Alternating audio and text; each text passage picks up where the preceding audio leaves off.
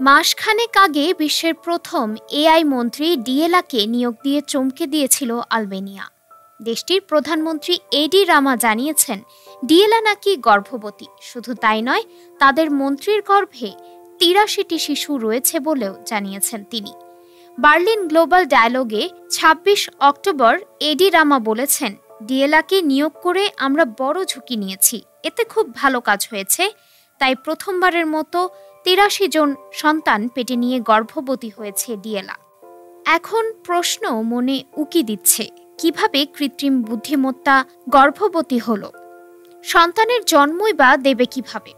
আলবেনিয়ার প্রধানমন্ত্রীর এই দাবিটিকেও কি অদ্ভুত মনে হচ্ছে না? আসলে কিন্তু অমন না। এআই সন্তান বলতে এডি রামা আরও কিছু এআই সহকারীর তৈরির কথা বলতে চেয়েছেন।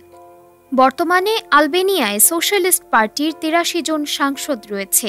সংসদে তাদের সহায়তা করার জন্যই ৮৩ জন এআই সহকারী নিয়োগ করবে আলবেনিয়া।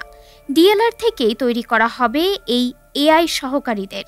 এডি রামা জানিয়েছেন, সংসদে যা কিছু ঘটবে তার রেকর্ড করবে এই এআই সহকারীরা।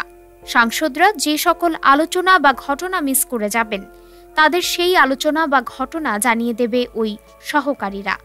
রামা বলেছেন, এই শিশুদের কাছে তাদের মায়ের জ্ঞান থাকবে, অর্থাৎ ডিয়েলা যা জানবে তা এই এআই সহকারীরাও জেনে যাবে।